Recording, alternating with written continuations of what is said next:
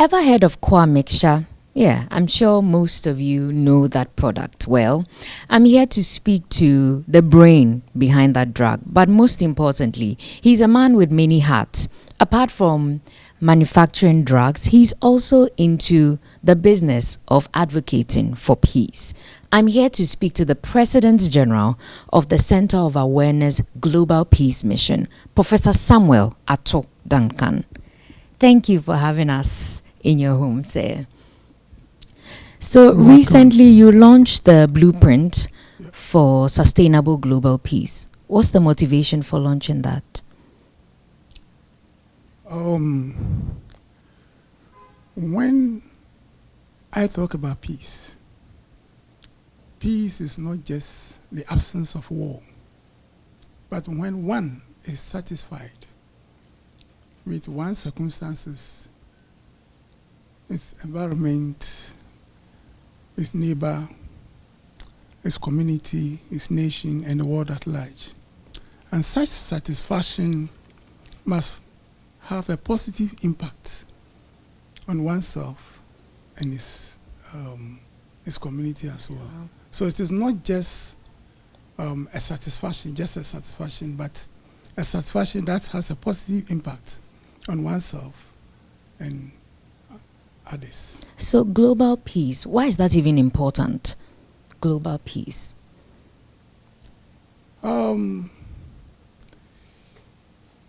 Just as I said, peace is not just absence of war, but one is satisfied with his or her circumstances. A time has come for us to look for peace, because conflict, let me use conflict as the main breach of peace. 2023, the World Bank report indicates that about $19.1 trillion was used to address peace-related issues, whilst about $5.4 trillion is just needed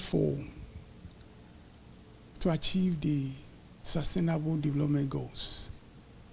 So if you look at the huge sums of money that has been used to address issues confronting peace alone, it tells you that if there are no wars, there are no conflicts, and these monies are channeled towards developmental issues, the world will have that peace. Now, when you look at the development, the SDGs, zero poverty, no hunger, good water, and what have you, the $19 trillion can alleviate poverty, and there will be no hunger.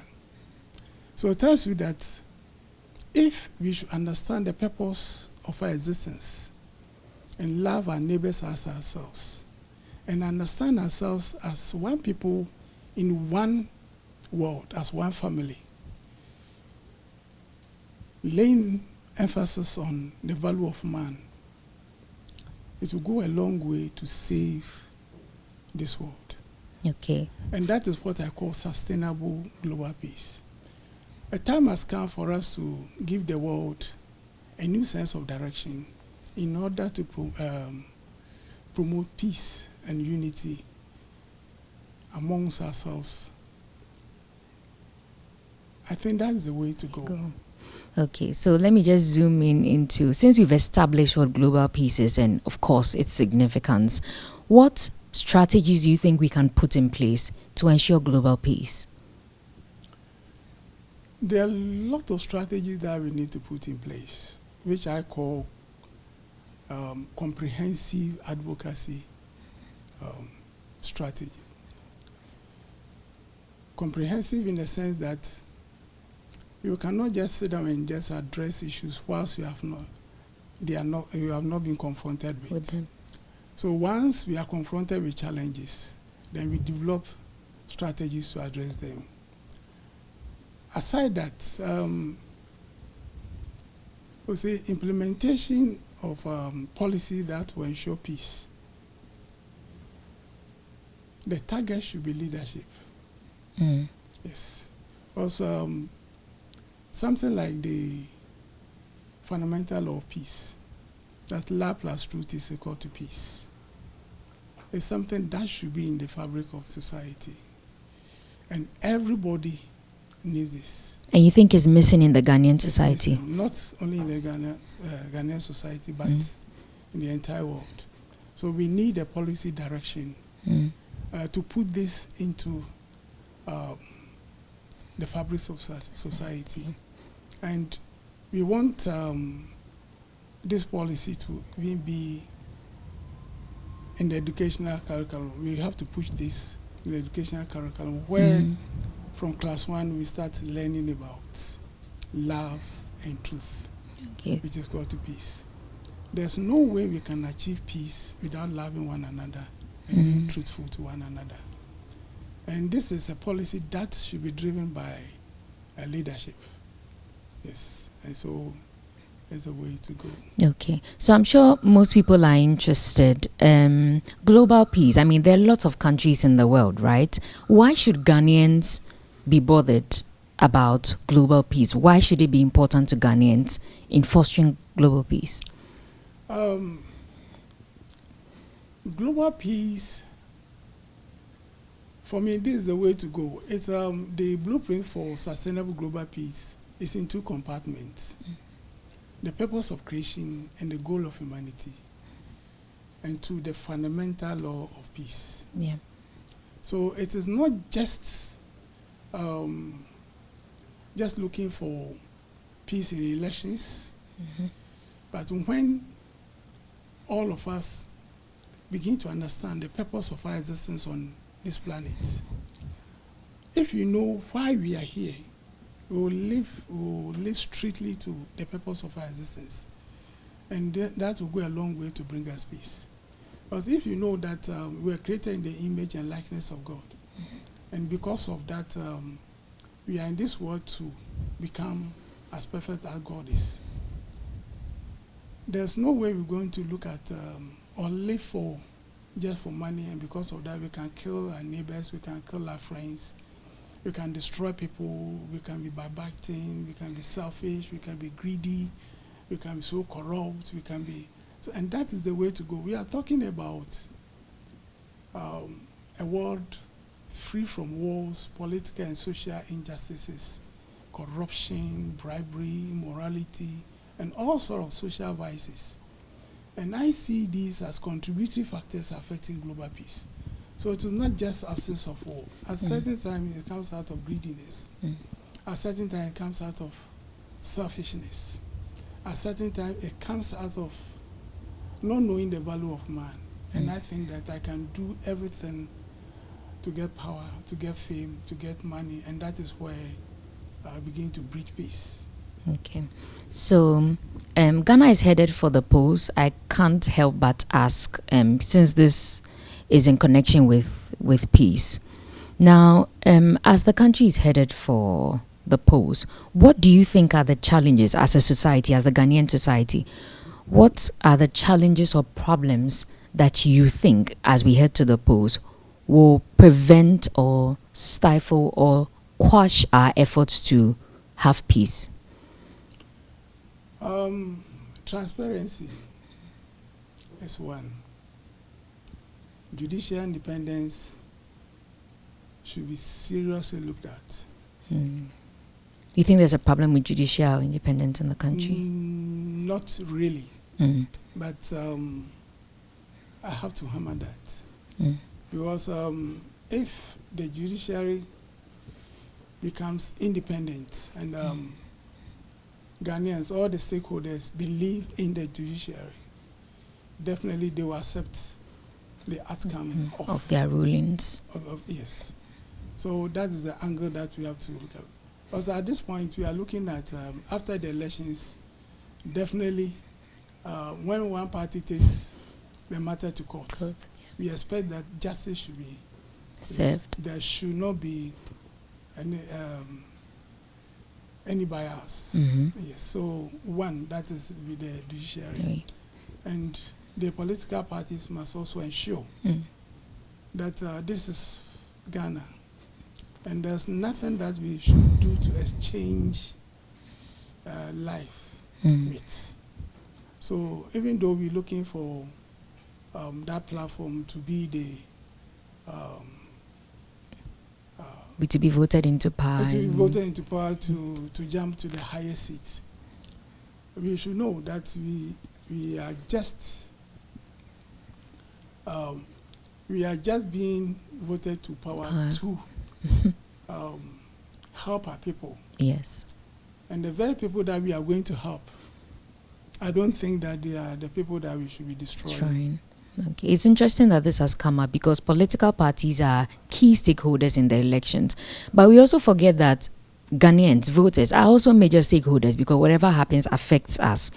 So since we're headed for the polls in the spirit of peace, what is your remark to political parties, especially because some of their comments may come off as inflammatory, inciting violence and all that, and all those threaten peace in general. So what is your remarks? What do you think political parties should do or should refrain from so we can protect the peaceful Ghanaian society as we have it?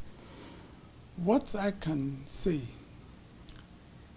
to all political parties, especially the flag bearers, is that Ghana is all that we have.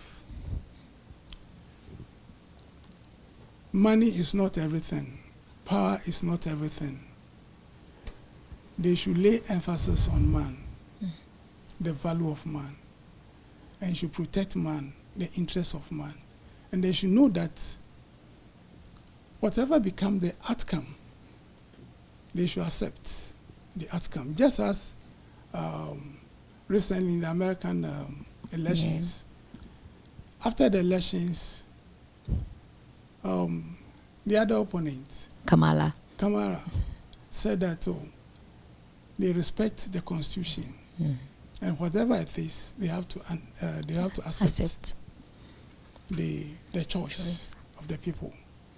So the choice of the people should be what we must actually respect. No matter what happens, we should respect the choice of the people. We should also know that there's nothing that we can do to exchange any life. And there's nothing that is more important than human beings. So I'm pleading with them, there should be no bloodshed. There should be no way anybody should incite anybody to do anything against any human being. They should go to the polls, and whatever comes out of it, we should all accept as Ghanaians and move forward. And that is the way to go. Okay. Political party and partisanship is also one leg of the conversation. There are two things that globally affect peace, in my estimation. That's ethnicity and religion. And I want you to touch on those two. How can we accommodate our various religious beliefs and ethnic beliefs while fostering peace? Because I think you believe that we can accommodate all that under one umbrella. We can have varied religions, we can have varied ethnic groups. How do you think that we can accommodate ethnicity and ethnicity, I beg your pardon, how can we accommodate ethnicity and also religion and still foster peace in this country? That is why I'm preaching love plus truth should be called to peace. We are coming from different backgrounds, but we are one people from one God, one father, one mother. So we are a family. So there should be no way ethnicity or religion should separate us. or should bring conflicts. If one does not believe in what one believes, does not make the person an enemy. That is what we should know, and that is what we should understand. And for religion, I want to tell everybody, you believe in God, and God is the Father of everyone. So whatever you do to man, you do to God. So when you say you want to serve God properly, then do the right thing. Do the right thing. Serve your neighbor. Love your neighbor as thyself. And once you do that, that is where the service of God is. For me, service of God is service to humanity, not service to religion, a particular sect. Service to God is service to humanity. So this we should put this at the back of our minds, that whatever we do, we should consider man as the most precious thing God has ever created. And the God we serve is the Father of all. When we come to ethnic conflicts, political parties are coming from various ethnic backgrounds. Some come from the north, some come from the voters, some come from... At the end of it all, we are all Ghanaians. There's one mother Ghana, and all of us are one people.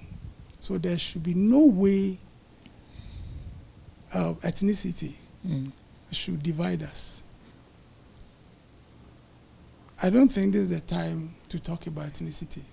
It is time to talk about love. It is time to talk about truth. It is time to talk about peace. And when we make this equation, love plus truth is equal to peace, there's no way we can achieve the peace that we're looking for.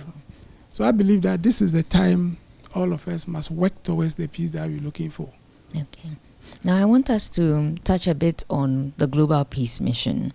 Beyond launching the sustainable plan for global peace, what's next? What other thing do you see the Global Peace Mission doing beyond launching a blueprint?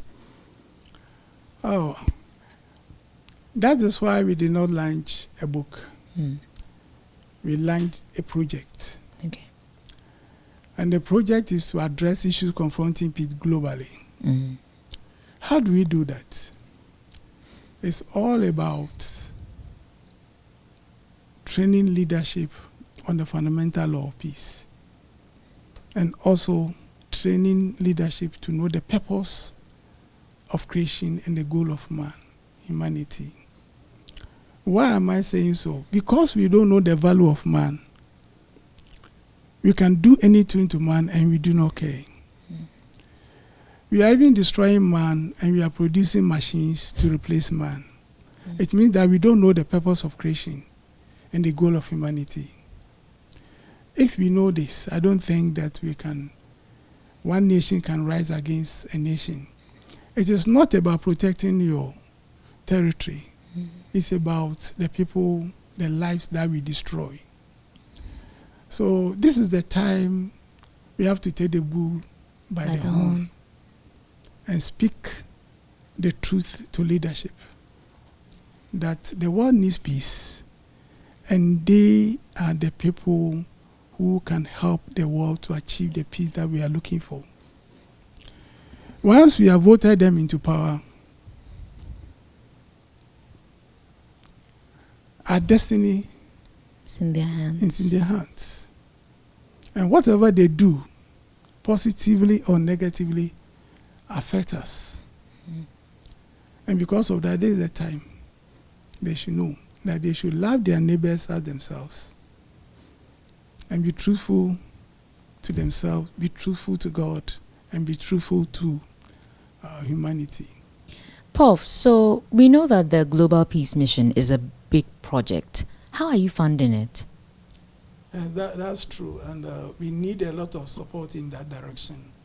But for now, Core Research and Manufacturing Company Limited is supporting the core, the project. Global Peace Mission. So every core product, that's core plus, core mixture, core empty, core capsules, that you buy, you contribute directly to the Global Peace Mission project. So for anyone who purchases a bottle of Kwa mixture, they're actually contributing to global peace? Definitely. Not only Kwa mixture, Kwa plus mixture, Kwa mixture, Kwa empty mixture, and Kwa capsules. You're contributing directly to the Global Peace Mission. Okay, so where do you see the Global Peace Mission in the next 5 to 10 years? Where do you want to go to? Where's the plan? What's the plan for the Global Peace Mission?